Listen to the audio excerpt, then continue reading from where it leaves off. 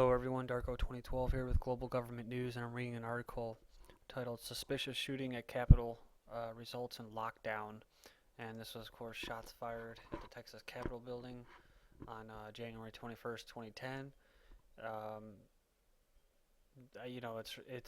it is hard to say this is false flag terrorism right now because it just happened like today. So, but already, just looking at it,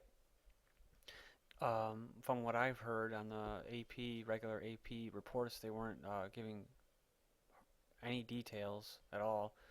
But just looking at this guy, the haircut, the build, um, the fact that he wasn't shot because uh, these incidences that have been occurring over the past year, you can usually tell if it's a real attack, like not non-governmental or counterintelligence, right? Because usually they'll shoot him dead. And this guy was just kind of escorted. I think they just punched him in the face or something. That's about it. And there was actually more than one person. That's what they didn't describe in the mainstream news. They didn't say about another person. So that, much like the Fort Hood shooting, and the Christmas Day bomber, there's all these other people that are involved that the mainstream media never really ever covers. They always just cover the main person, and then they just focus on him and they beat that story to death, right? Because that's the problem reaction solution. That's the reaction stage where they're trying to manipulate your reaction. So if they repeat something enough in your mind, it will be the truth. And I know that sounds kind of stupid, but it is.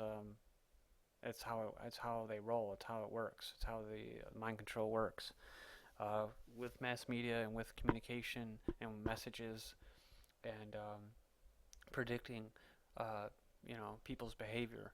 So here we go. The Texas Capitol building was placed on lockdown Thursday after a man fired shots on the south steps. A call to the Texas Department of Public Safety by the Alex Jones Show identified the suspect as 24-year-old man from Houston.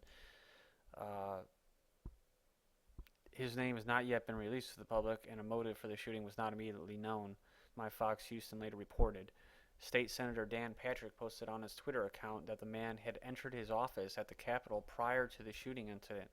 An individual came into my Austin Senate office today acting strangely. Staff called security. Moments later, shots fired on the Capitol steps, Patrick wrote. It is not known if the man acting strangely in Patrick's office was the same man who fired the shots moments later. A witness on the scene said she heard a police say there might be another suspect on the building's third floor, according to Houston Chronicle. So, Alex Jones said on his nationally syndicated radio show today that he believes it is highly suspicious the police did not shoot the man. Police commonly take out individuals firing weapons and endangering the public, especially at government buildings. The shooting may be used as an excuse to install naked body scanners at the Capitol, Jones said. In 2008, authorities installed a body scanner at the courthouse in Castle Rock, Colorado.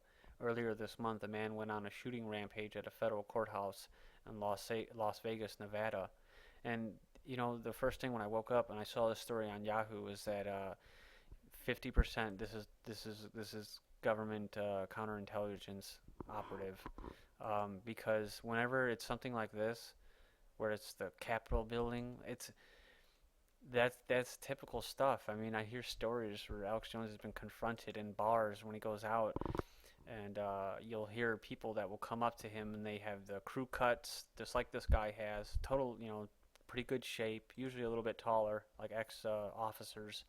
But for the most part, they'll say stupid, wildly outlandish stuff that people that are patriots, that are liberty-minded people, don't say. They don't say, let's go attack the state building, let's go blow it up, because they're trying to entrap you, that's all.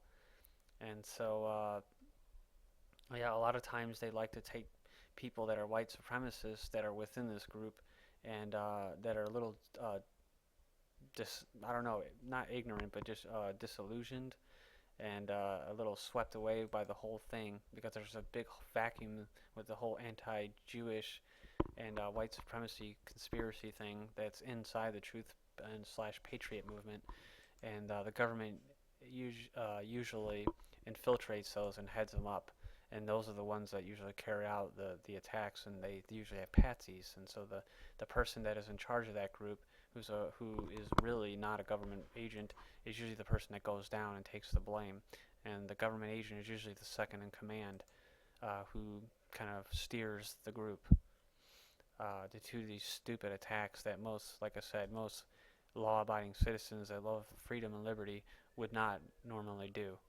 So that's my explanation for it. We'll see more. We'll hear more on this, and I'm sure I'll have more to post on this within the next couple days. So just, I guess, leave your comments in that. Thank you.